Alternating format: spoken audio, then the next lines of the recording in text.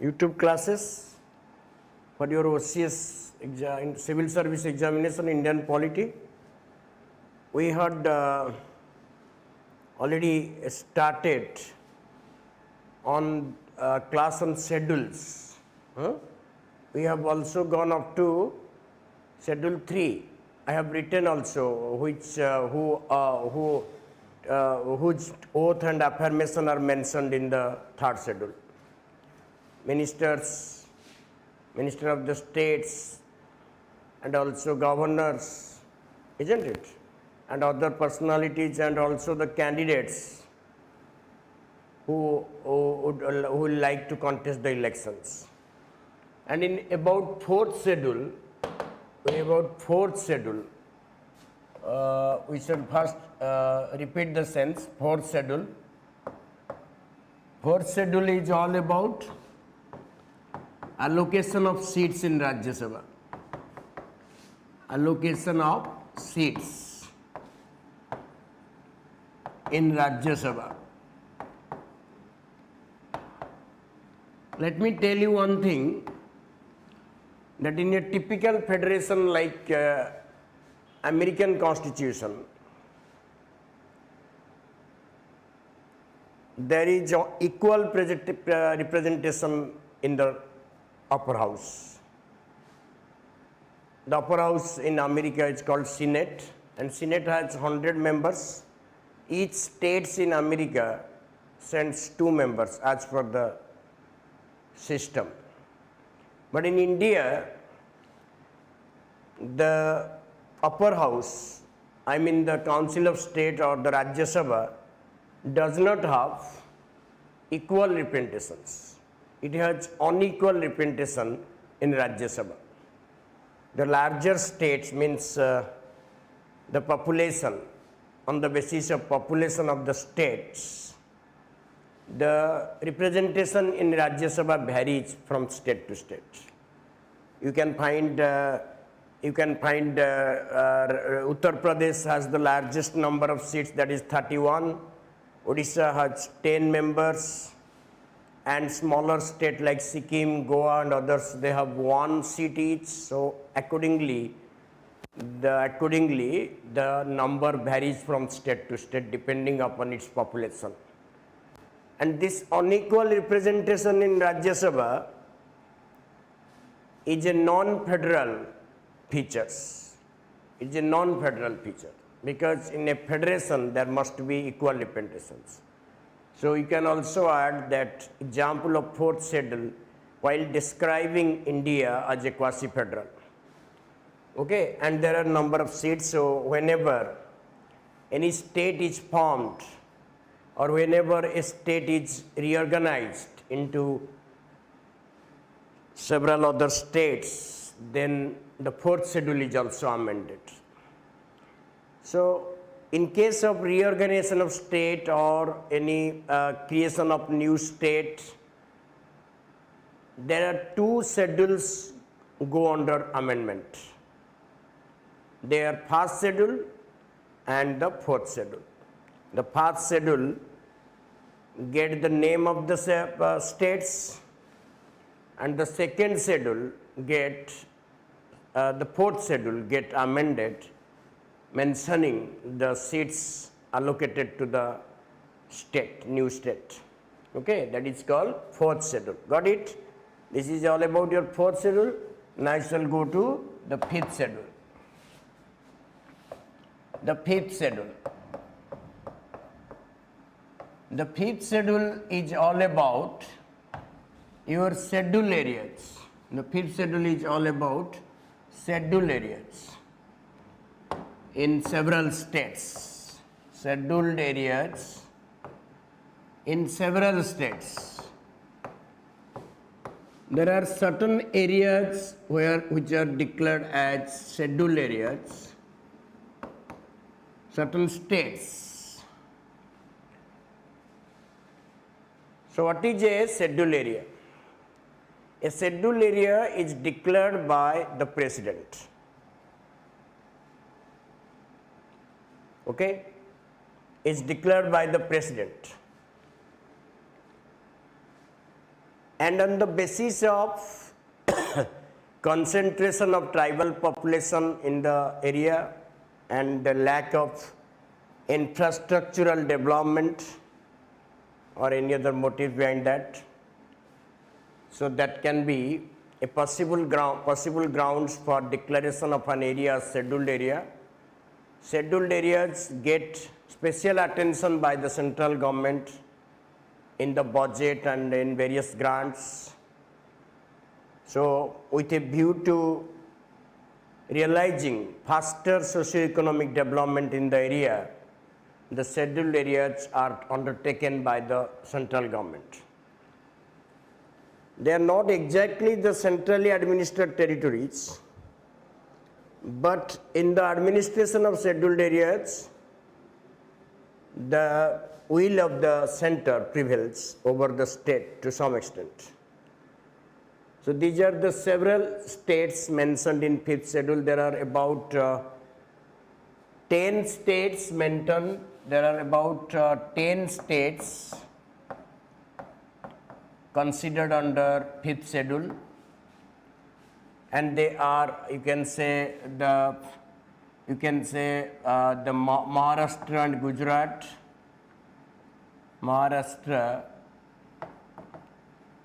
Gujarat, and Madhya Pradesh,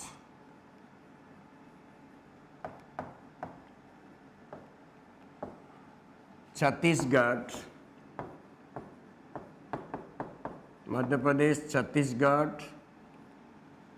Andhra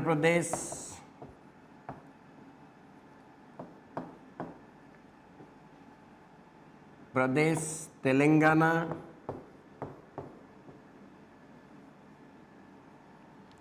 and Jharkhand, Rajasthan, Himachal Pradesh, and last but not the least, this includes Odisha. So kindly take a note of this.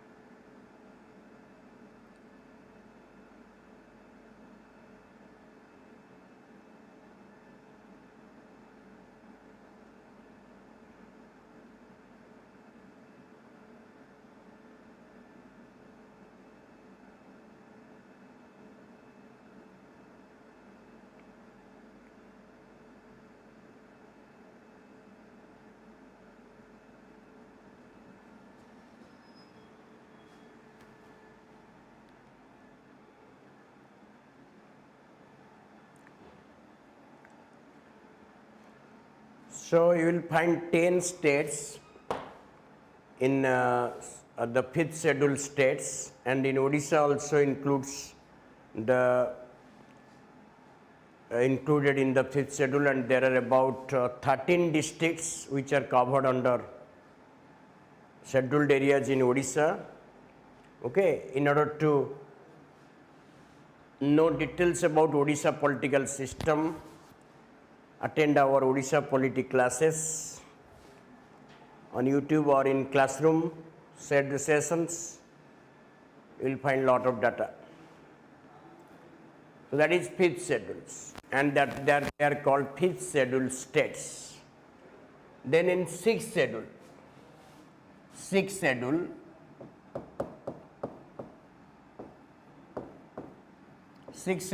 deals with tribal states, tribal areas that are also called tribal areas in 4 states. Such as Assam, Tripura, Meghalaya, and Mizoram. These are the four states that are under tribal areas, declared to be tribal areas because in these states tribal concentration is more. And for autonomous administration and faster development, the system is different, and there are different systems adopted in the 6th schedule and 5th schedule areas. In the 6th schedule areas, district autonomous council and there is autonomous council at sub-regional levels are set up, where the tribal members are to be dominated or to be represented in a good number for better administration. So with a view to provide adequate representation to tribal population, which would have been impossible otherwise, the provision has been made under 6th schedule.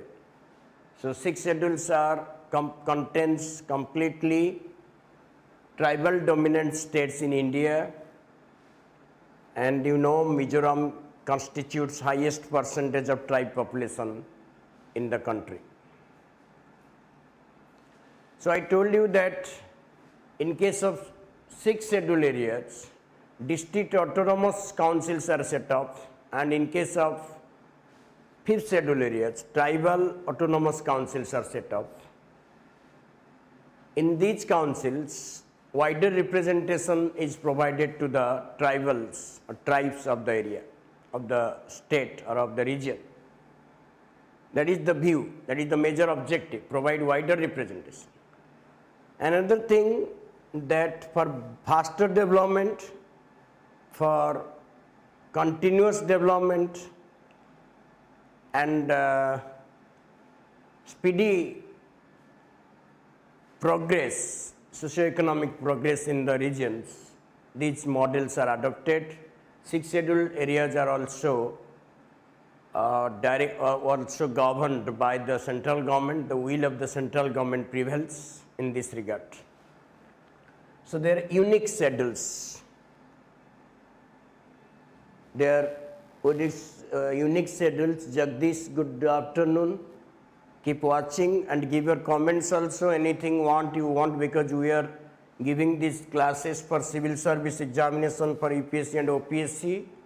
We are specially providing these benefits to those students who can not avail themselves apply in education. So avail yourself and give your comments and also praise the things that is going on, that is unique in Odisha, because no other institution in Odisha providing such huge platform, both affordable and free coaching to our students with a view to enabling them to qualify more and more in central services especially. Okay, so this is all about your 6 schedules, and now we shall move to 7 schedules.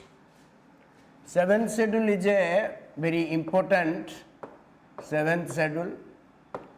7th schedule is a very important area of division of powers. It contains division of powers. It is a central schedule, it is a pivotal schedule because it makes India federal country. So division of powers between the 3 lists,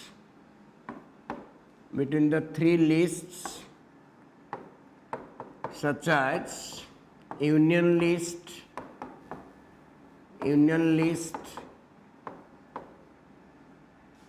state list, and concurrent list. They contain so many subjects, like it is 100 subjects so far if updated. It is 59 subjects so far and 52 subjects so far. Concurrent list. Kindly take a note of this.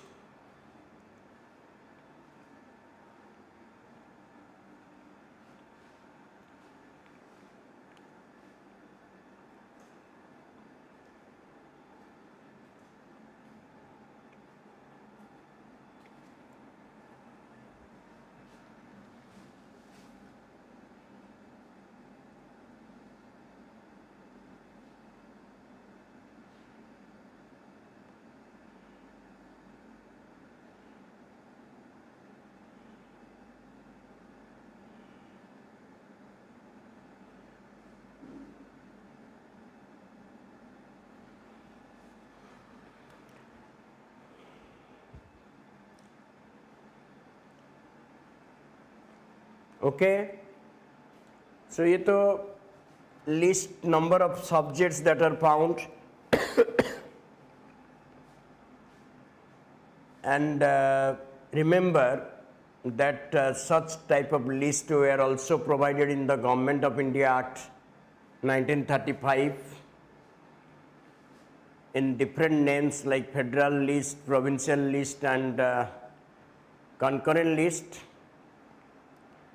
and it is now regarded as union list, state list and the concurrent list. On the subjects mentioned in the union list, the central government has sole authority to make legislation or to make any declaration or any policy on the subjects mentioned. It is the responsibility of the central government or the union government. In case of state also, state governments are authorized to make legislation. And in concurrent list, both the center and states have the authority to legislate. But one thing is to be remembered here, that in concurrent list, if two laws made by the center and the states individually on the same subject, and if those laws contradict, then the central law will prevail as per the prevalent system. But the Supreme Court in various doctrines like doctrine of harmonious construction made it clear that sometimes state law will also have their relevance. It's not that state law will be outrightly rejected. The portion of the state law that goes against the center or central law on that subject may be that it's taken away, and if the rest of the law stands alone, then it will prevail. So there has been many judicial interference in this issue, in the particular issue, whatever may be, but in concurrent list, the will of the center prevails over the states. It is one thing. Another thing, that although the states are authorized to make legislation on the state list, but in certain circumstances, the center is also authorized to make legislation on the state list. But the states are not authorized to make legislation on the union list in any circumstances. That is a point to be remembered. How the distribution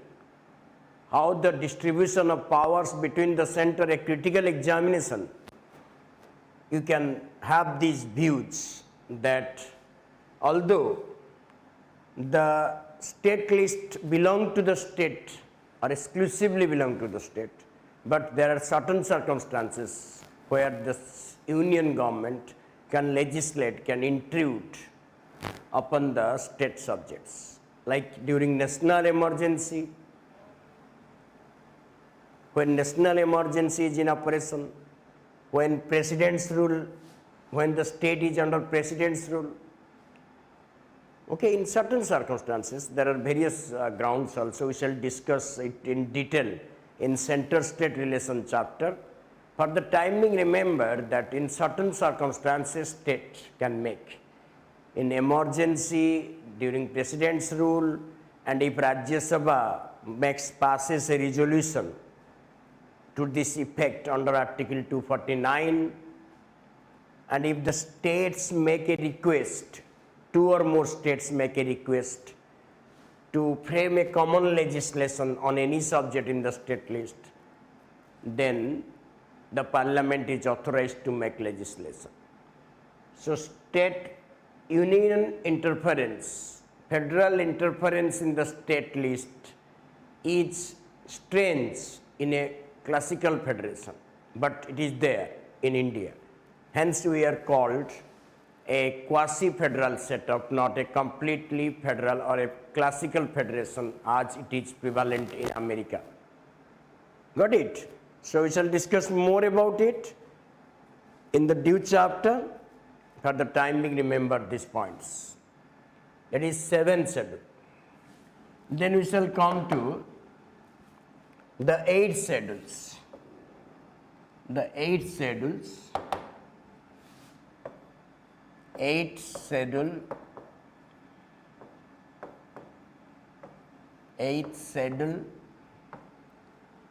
It contains official language of India, official or recognized languages.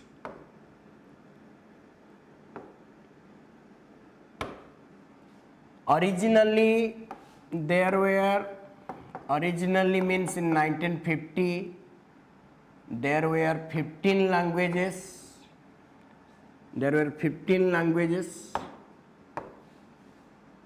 Originally there were 15 languages, and among them was also Odia, and by Sindhi was added as the 15th language by 21st Amendment Act 1967. 1967 you can say. And Manipuri, Konkani and Nepali, they were added by 71st Amendment Act, Constitutional Amendment Act 1992. And Bodo, Dogri, Maithili, Santhali. These 4 languages were added by 92nd Constitutional Amendment Act 2003. Can you take a note of this?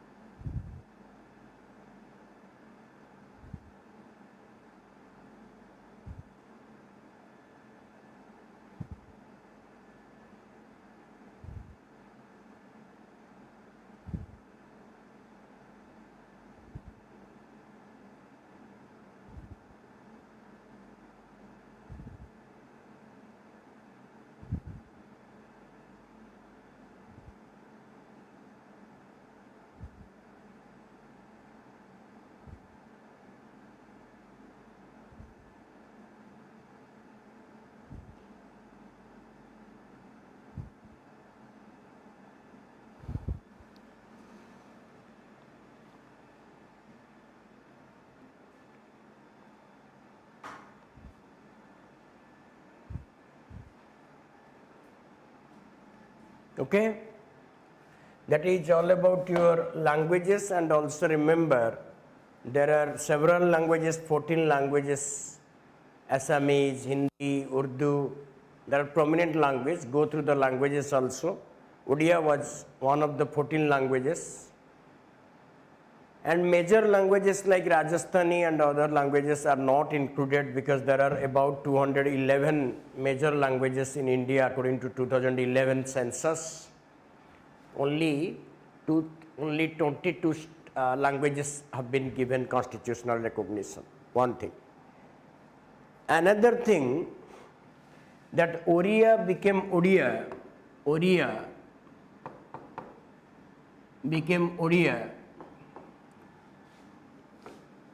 Oriya became Odia by 96 Amendment, Constitutional Amendment Act 2011.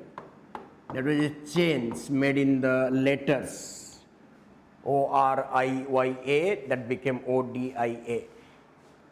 So that was by 96 Amendment Act. It's a very popular amendment related to Odisha. Okay?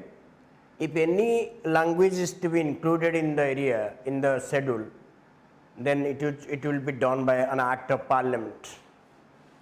So far 22 languages, and you can see that when the language is made an entry into the 8th schedule, then there is a special majority amendment under Article 368. Okay, so 8th schedule is quite important because considering the multilingual character of Indian polity or multilingual character of Indian society, 8th schedule holds utmost significance in securing rightful place to major languages. Okay, gradually there has been, demand has been growing on, demand has been growing for giving accordance to many major languages. So far no decision has been taken. Next we shall move to the 9th schedule. Remember, the constitution originally contained 8 schedules, and the next 4 schedules, that is 9th, 10th, 11th and 12th, were added later by constitutional amendment. So first we shall have to discuss the 9th schedule. The 9th schedule. 9th schedule was amended, was added by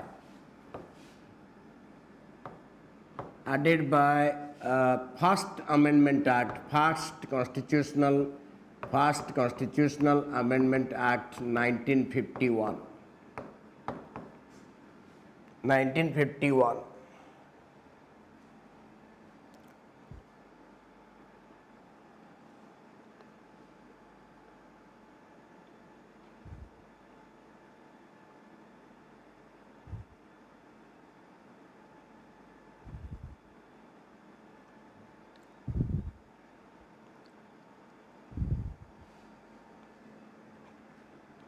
Okay, and it is called a protective chamber because it contains about 284 central and state laws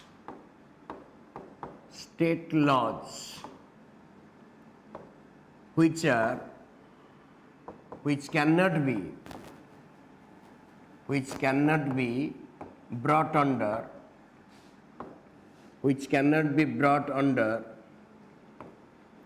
judicial review, the principle of judicial review. They are beyond judicial review. So this is why 9th schedule is described as protective chamber of the Constitution. It contains lot of land reforms related to abolition of Jamindari, related to land reforms and other acts. I told you there are about 284 acts mentioned so far at present in the 9th schedule. It was added by, that is 31A and B, which gave the government some powers with regards to property. 31A and B.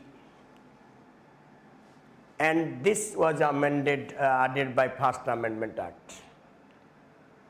But in Kesavananda Bharati case, 1973, the Supreme Court made a declaration, a judgment, that the acts or provisions that are included in 9 schedule after April 24, 1973 shall be brought under judicial review. That means shall be judicially reviewable. So the abuse of 9 schedule by various governments has come to a standstill due to the interference by the apex court. That is to be remembered also. Okay, so while dealing with 9 schedule, you have to take this into account also. And there are about 284 laws. Kindly take a note of this.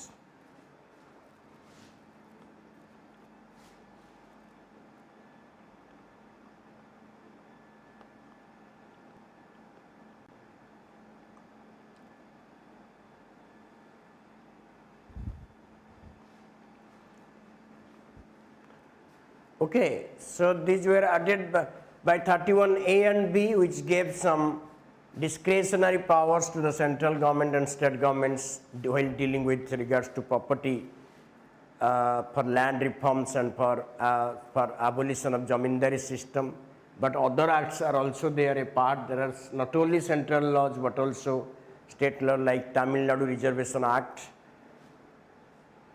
And recently there has been a demand also by some sections to include reservation in this act that cannot be judicially reviewed. Okay, but there is a deadline set by the Supreme Court that after which no act can be considered immune to judicial review. So that is 9th schedule all about. Okay, is that clear? Now it shall move to the 10th schedule. Now we shall move to the 10th schedules. The 10th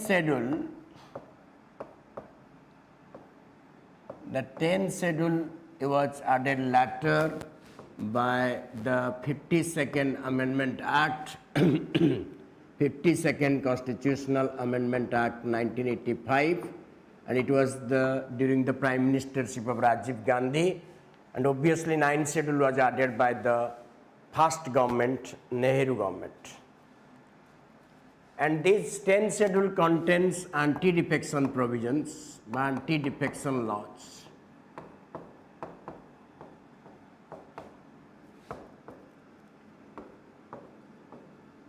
What is anti-defection? Defection means changing of political party after being elected. If a member changes his political party on whose ticket he or she has won the election, it will be come under defection and he will have his membership terminated. But in case there is a split in the original party, or in case there is if the 2/3 members of a particular party change and join other party, it will not come under defection. There are also other barriers for the independently elected candidates. They cannot join any political party after being elected as independent candidate. And there are also certain barriers. There is also a barrier for the nominated members of parliament and Vidhan state legislature. They cannot join any political party after the expiry of 6 months. After the expiry of 6 months from the date of nomination. There is also that if a member abstains himself from voting against the party order in the parliament or in the state legislature, it may also invite the principle or it also invites disqualification under anti-defection law. So anti-defection law is a unique mechanism in our political system which prevents political political nasty political game you can say, which hampered the stability of the government at the center and the states. Thanks to the Rajiv Gandhi government, the defection drama has come to a standstill since then.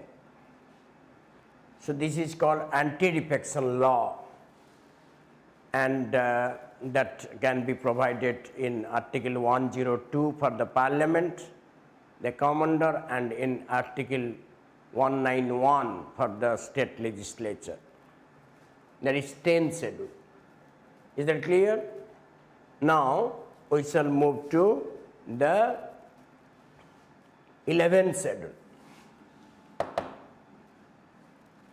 The 11th schedule contains 11th schedule. It was added by 73rd Constitutional Amendment Act, CAA 1992, during the Prime Ministership of Mr. P.V. Narasimha Rao, and it contains 29 functional subjects. 29 functional subjects for panchayats, at all levels.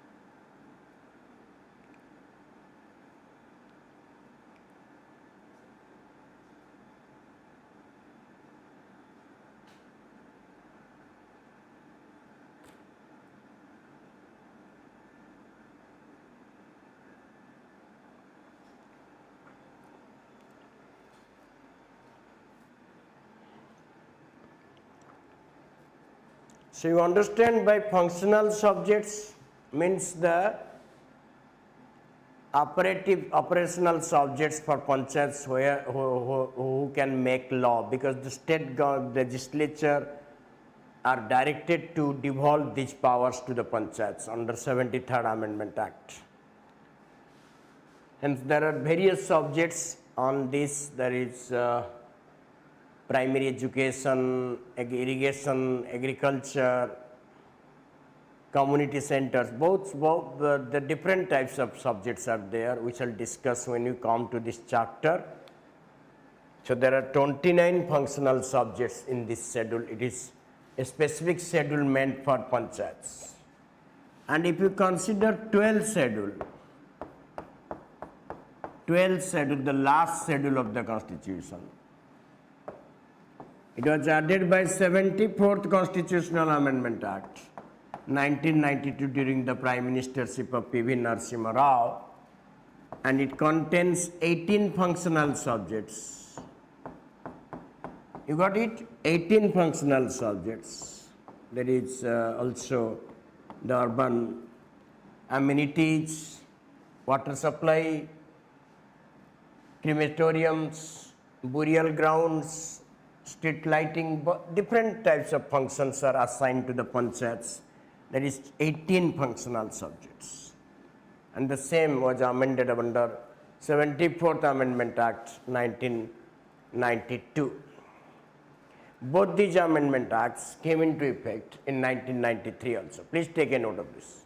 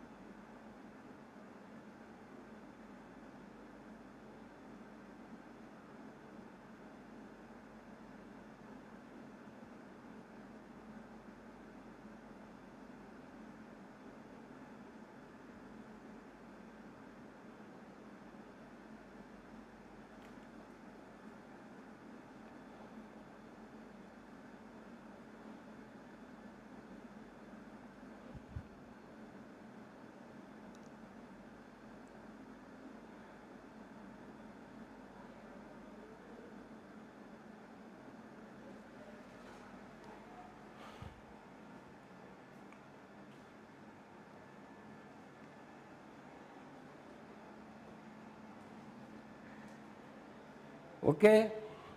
Then these are the schedules. So I hope you have got a brief idea about the type of schedules we have in our constitution. So altogether we have 12 schedules. Each deals with some special aspect of our political system.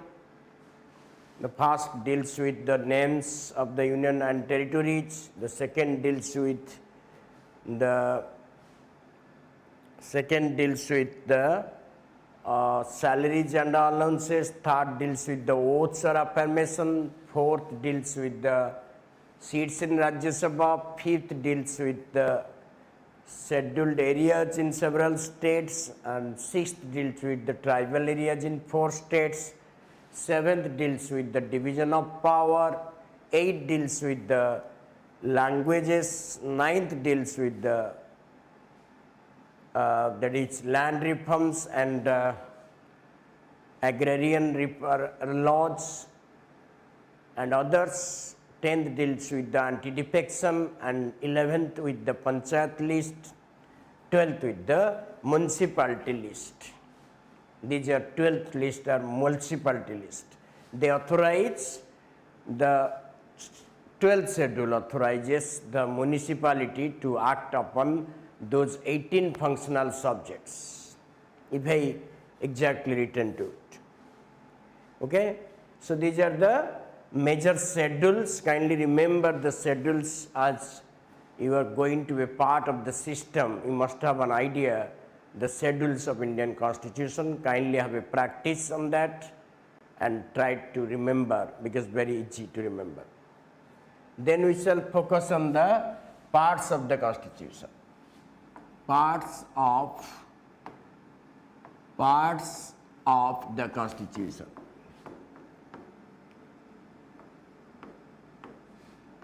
It's essential to have command over the parts of the Constitution of India. That is called parts of the Constitution. So there are how many parts there in now at present? There are 25 parts at present, but there were 22 when Constitution came into effect. We have enlarged the parts. We have also abolished one part also. So the parts are nothing but contents of the Constitution. Different parts are divided into different chapters, and each chapter deals with some important offices or important aspects of our political system. So part is a easy reference. For easy reference to the Constitution, we have different parts. But what is the problem in remembering the parts? People like you confuse always to remember. They are confused in telling about the parts or in remembering the parts. They think it's difficult. But it's not difficult if you understand the principles upon which the parts are structured. There is an underlying principle on the basis of which parts have been set. It's not that it is a haphazard list or an aimless list of the things, and there is nothing in between the arrangement. There is something, to my mind.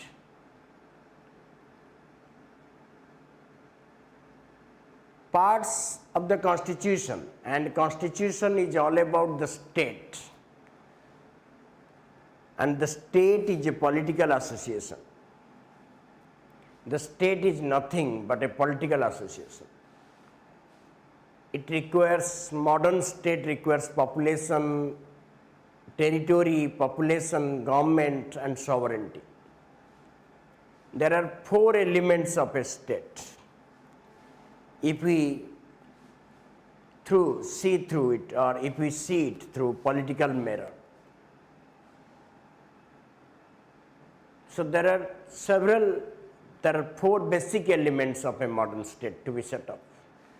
One is territory, another is population, another is government, and another is sovereignty. So parts dealing with the constitution first mentions about the union and this territory. What is the exact area, or what are the provisions related to the geographical territory of the country? So you can see in part 1, you will find union and its territory, because it is a basic element of a state, and it is article 1 to 4. Why there is no mention about the president or prime minister first, who rules the country, who are the face of the constitution, who are the face of the government? Because element is essential for building a state. Hence, the constitution contains part 1. In part 1, the union and the procedure of formation of new state, and what is India called, what is territory of India, what is the union of India. All these things are clear in the that is 4 articles, 1 to 4 articles states about the definition of the territory of India and definition of the union of India, what is the difference between them. Under article 1, and India is described as a union of states, not a federation of states in article 1, and 2, 3 deals with the formation, establishment and formation of new states respectively, and 4 deals with another aspects of these things. So that is legal provisions related to reorganization of states in India. Then if you consider part 2,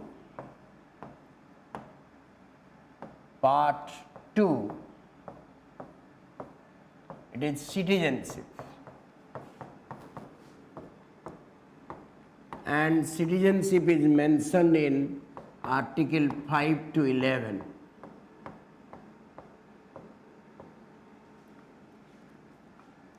Citizens are permanent political members of a political community. They constitute the state, most important segment of the state population. And the population or the people are called citizens in the modern sense. They make the success of the system or governance system. It depends entirely upon the citizens of the country, and that is a fact also. So in this part 2, there are several factors dealt in the citizenship part. It contains about the type of person that were given citizenship of India at the time of commencement of the constitution.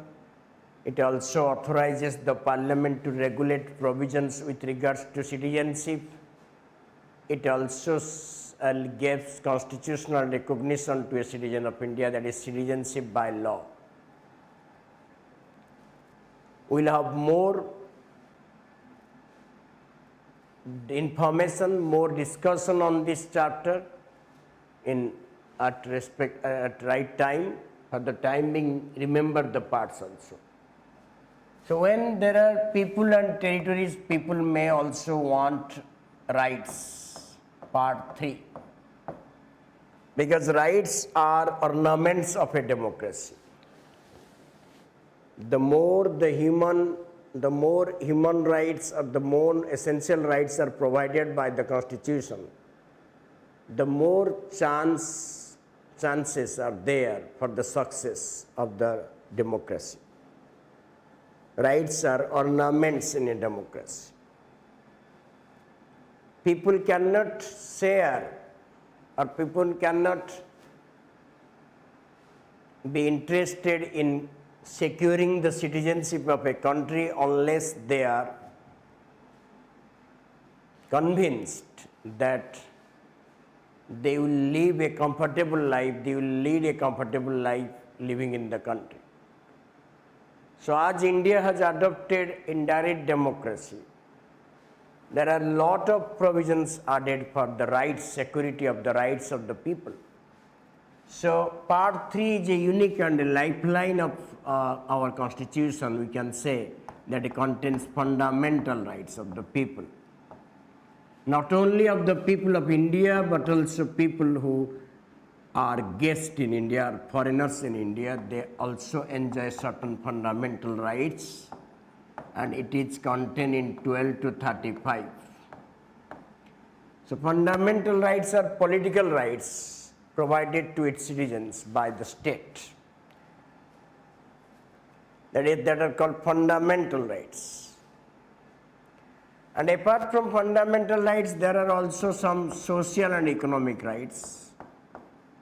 That is DPSP, Directive Principles of State Policy, Principles of State Policy,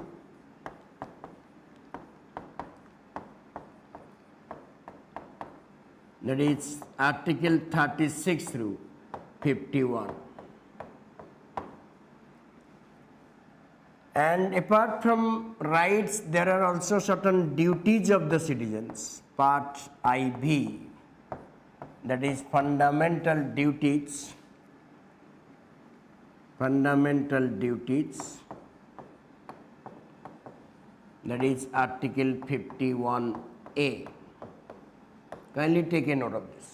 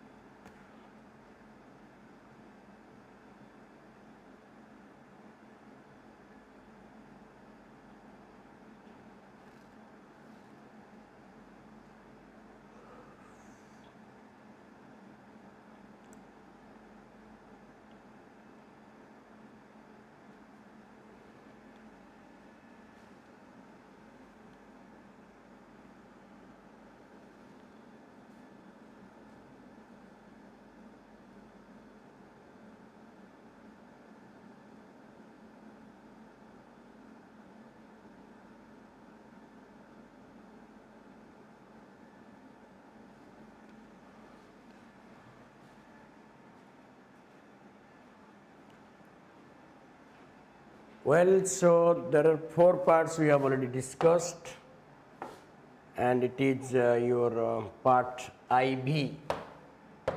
Part IB. IBA. And you can see the odd letter A tells us that it was added later by 42nd Amendment Act.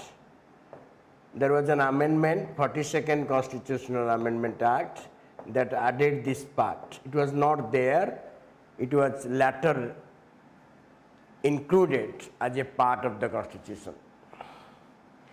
So rights, duties are also as important as fundamental rights. They are moral, civic duties of the citizens towards contributing towards the safety and the strength of the political system. They are reminders to the citizens. From generation to generation, people will learn about their duties and they will put them into practice in letter and spirit. That is also essential in a democracy, for the success of democracy, because unless people are conscious about their duties towards the state will not be strong enough. So that is IVA. Then we shall come to the next parts of the Constitution, Part B. Part B contains about union government. Union government, that is Article 52 to 151.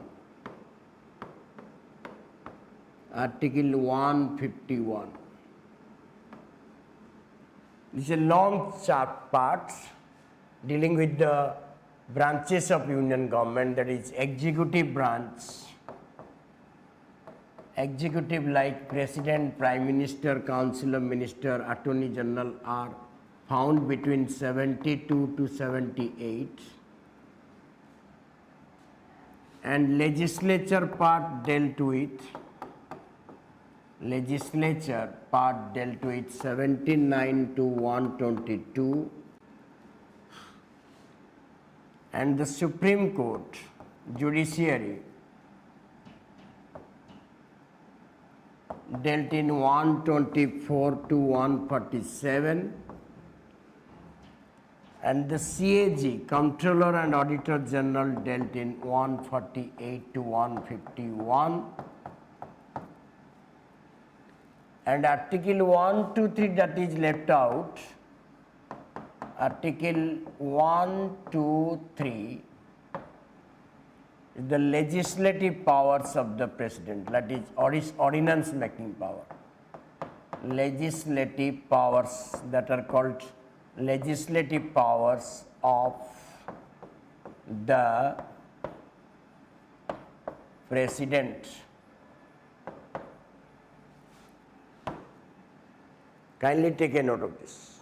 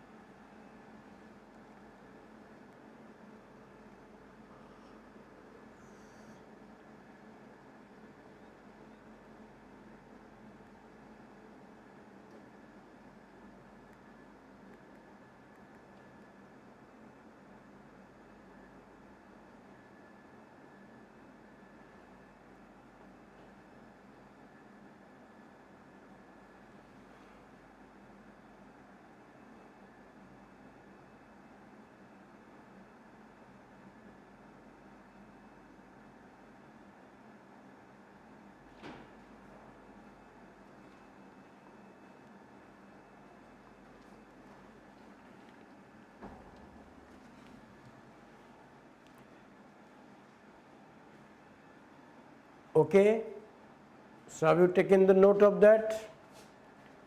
Then we shall go to the part 6. Part 6 of the Constitution. That is state government.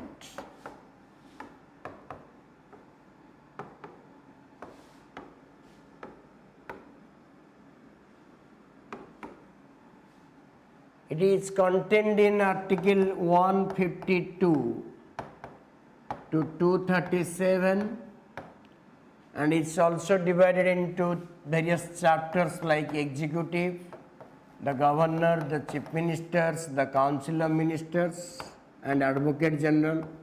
Article 152 to 167, legislature,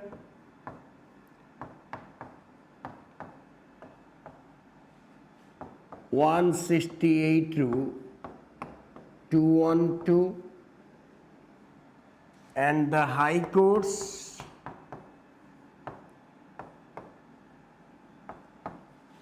214 rule, that is 232, and the district courts, all related to district courts, that is Article 233 rule, that is 237 also, and Article 213 is the ordinance making. Article 213 deals with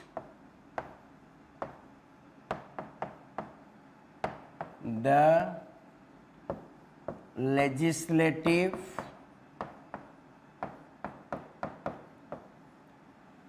powers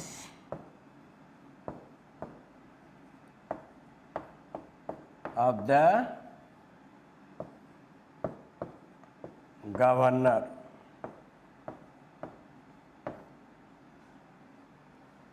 Kindly take a note of this.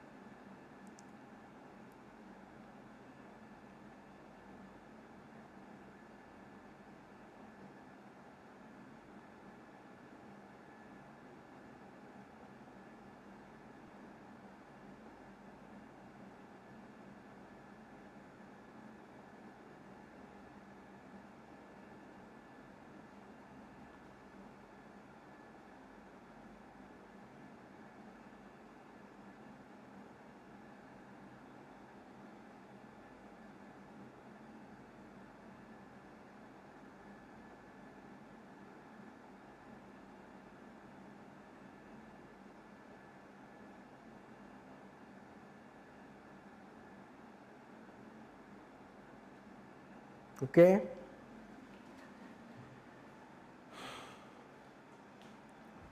So part 6 states, there is a larger parts also. Part 7. Part 7 have been repealed. It contained Article 238 and dealt with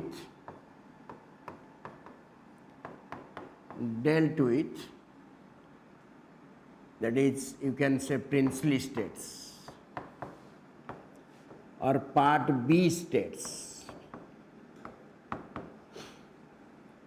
Let me tell you that 7 part contained part B states at the time of commencement of the Constitution.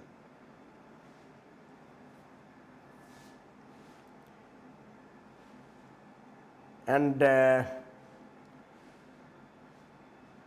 is the things. And when princely states merged with the British Indian states or provinces, and by 7th Amendment Act there was a changeover in the Constitution, and the part dealing with the princely states got abolished.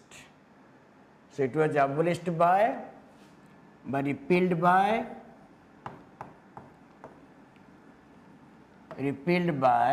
7th Constitutional Amendment Act 1956.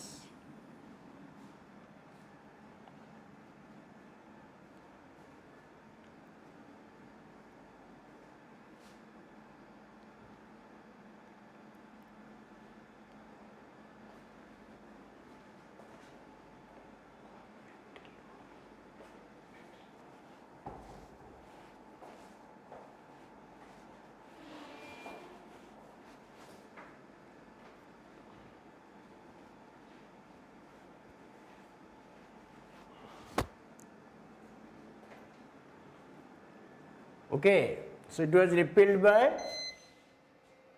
that is 7th Amendment Act 1956.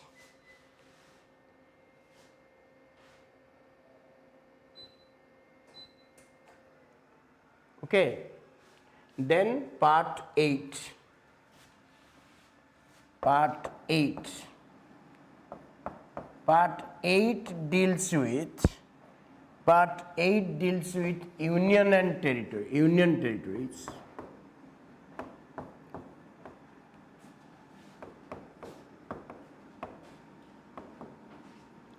That you can say the 243, Article 239 to 242. Article 239 to 242. That is union territories. And at present there are 8 union territories and they have a special administration. Especially they are centrally administered territories. They were called scheduled districts during the British time.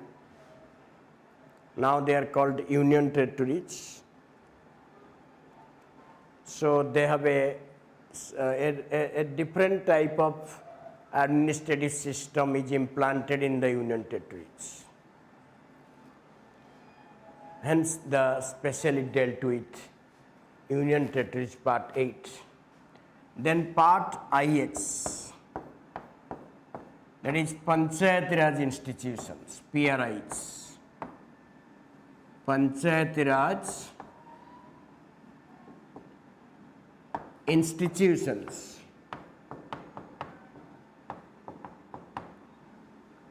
That is Article 243A, 243, sorry,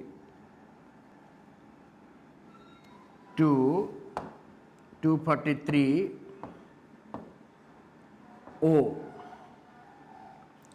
This part was added later by 73rd Constitutional Amendment Act 1992.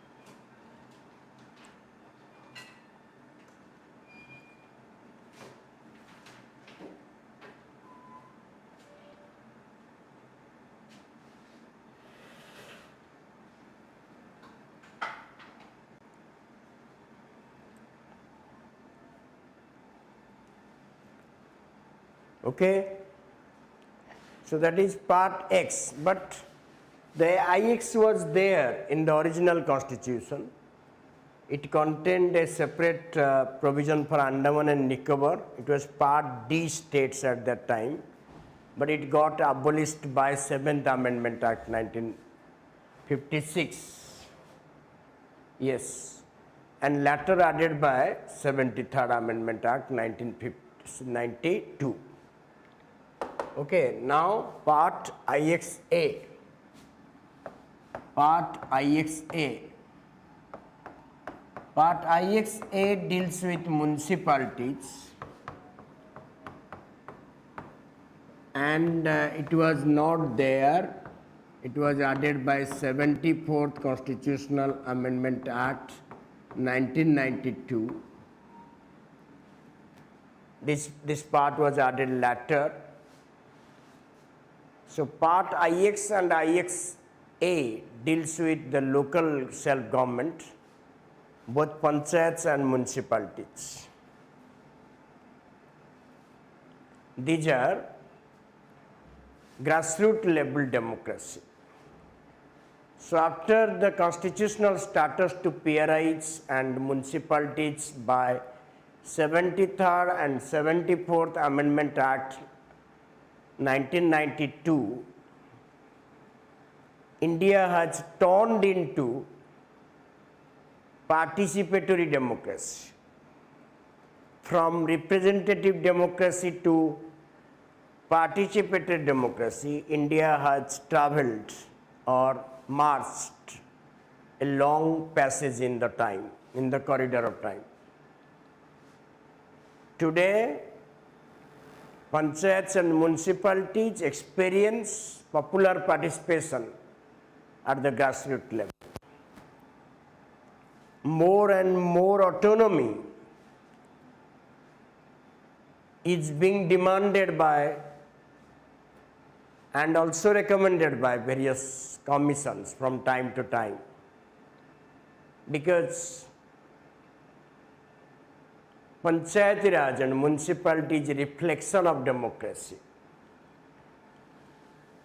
The word Panchayati Raj means the government by pipe. Now it is related to grassroots level government, where the people can be part of the government, directly and indirectly. They can interact with their representatives. They can sit together to decide the pattern of governance. They can sit together to decide the nature of administration and to ensure good governance at the grassroots level. So Panchayat Raj and municipality as constitutional bodies play a significant role in strengthening democracy in India. However, much is left to be done. Much is left to be done for realization of real local self-government, because some states have shown reluctance to devolve autonomy to the panchayats, and yet the objective of 73rd and 74th Amendment Act to be realized, yet to be realized. However, lot has been done, a lot has been done, you can say. So that is part IXA, and both the parts were added during the Prime Ministership of P.V. Narasimha Rao. Then part IXB, that deals with cooperative societies. Now they have got constitutional status. Cooperative societies, this article is, you can write 243P to 243ZG. And IXB deals with 243ZH to ZT, 243ZT. Cooperative means coming together, sharing the enterprise and sharing the profit. Cooperative movement, India is said to be the bedrock of cooperative government, cooperative system. In fact, Odisha is the pioneering state to introduce cooperative movement. It originated in 1904 in the first decade of the last century. Cooperative is essential for empowerment and prosperity of the people, development of the people, considering the size of population in the country. So, with a view to according more autonomy to the cooperatives, a special part has been invested called Part IXB. It was added by 97th Constitutional Amendment Act 2011 during the Prime Ministership of Manmohan Singh. So now cooperative societies are there. Okay, there are different types of cooperative societies and they all come under these categories. Then part X. Part X deals with scheduled area administrations. Scheduled areas administration. That is Article 244 and 244A. Kindly take a note of this.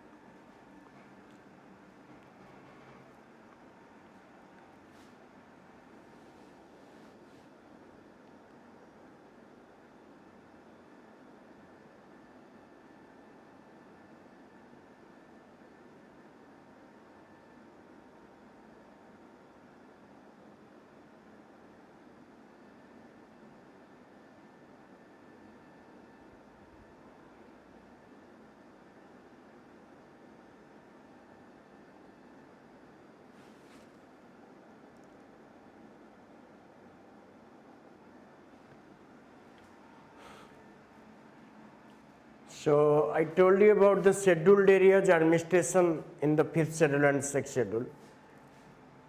They are scheduled areas administration and the special areas in 5th schedule, and these articles are dealt with the administration of scheduled areas. Okay. So all these are the fundamental parts of the Constitution. You can see from 1 to 10.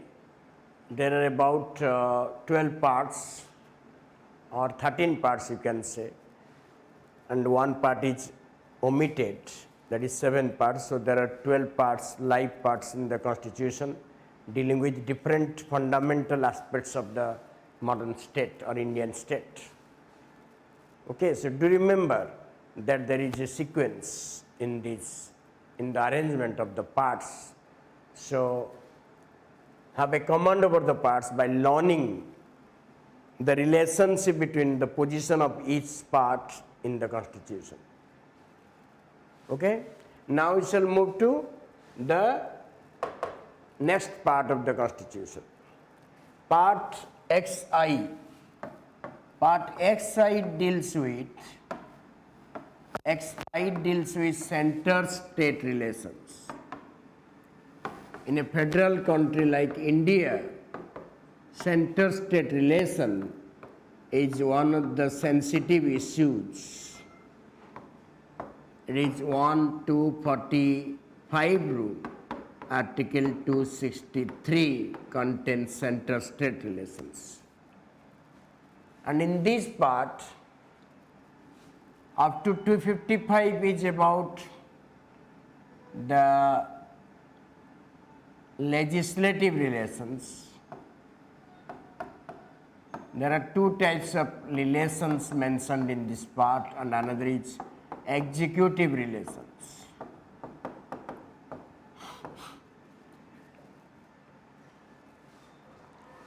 For the unity and integrity of the country, for the running of the smooth running of the wheels of federation, there is a necessity that the center-state relations should be positive and durable, and also convincing.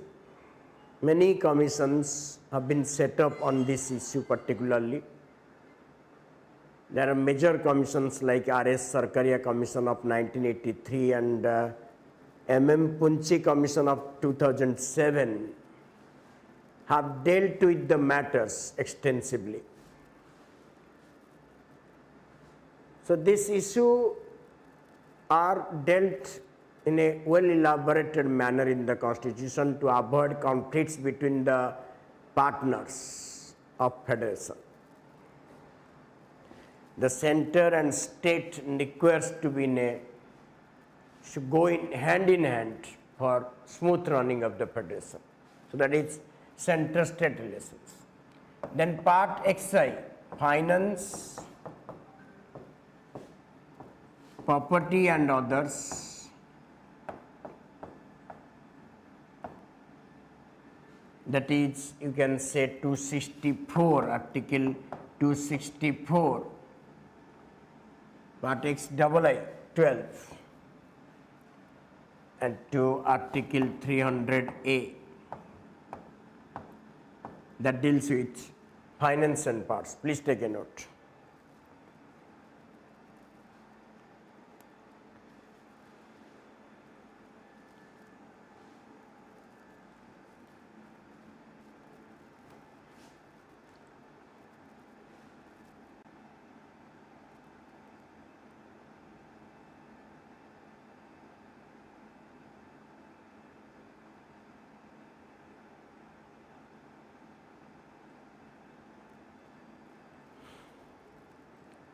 Okay, so these two major parts deals with the center-state relations, part XI and part XII. They are significant parts as so far as the issue of center-state relations are concerned. Okay, we shall examine more about them in the respective chapters. In XIII, deals with interstate trade and commerce. Trade and commerce.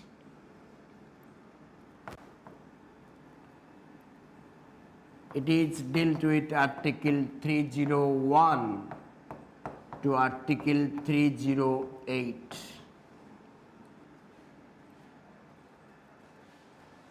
The trade and commerce across the country shall be free. So there is a requirement of trade facilitation or trade relationship among the states and between the central states. So 13 specially deals with interstate trade and commerce council. Interstate trade commerce council is also provided in this part, and that is XIII. Trade and commerce. XIV, part XIV, that we are dealing with parts union and state services.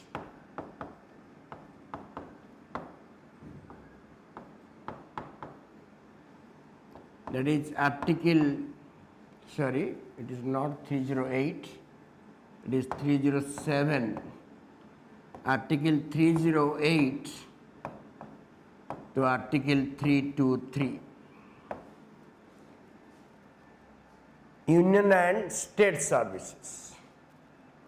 There are two types of services. One is union services, state services, and also all India service. So we can say broadly there are three types of services: all India services, central services, and state services.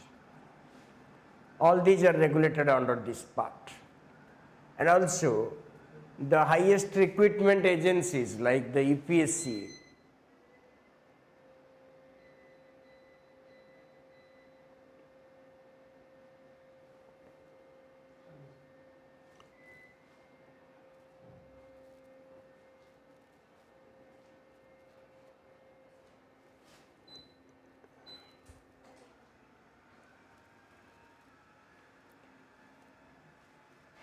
so the highest recruitment agencies like the UPSC and OPSC are provided under this act, under this part.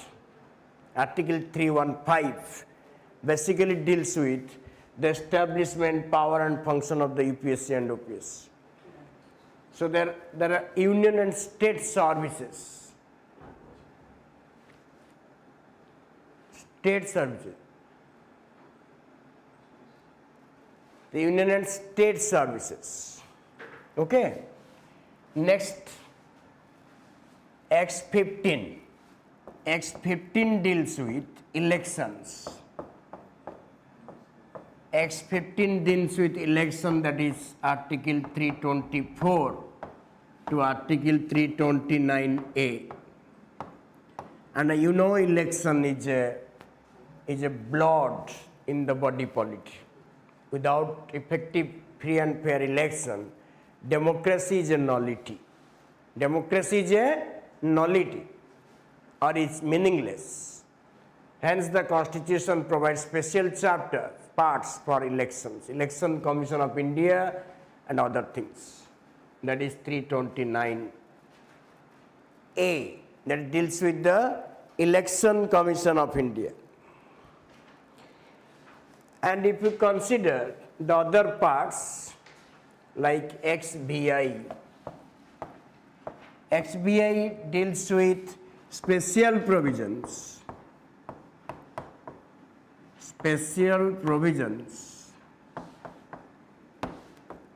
for certain classes. Special provision for certain classes like classes for certain classes like SC, ST and OBC. Certain classes.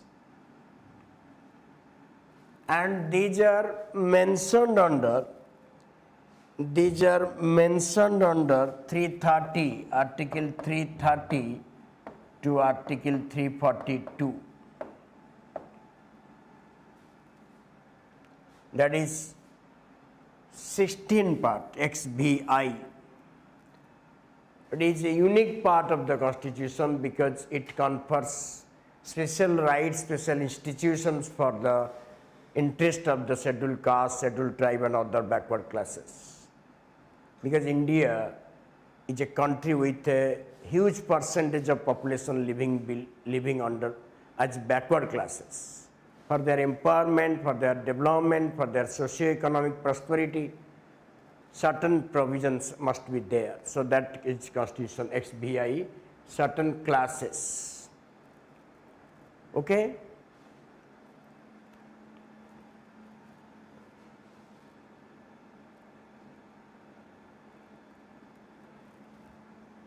Okay, so I think we should stop here.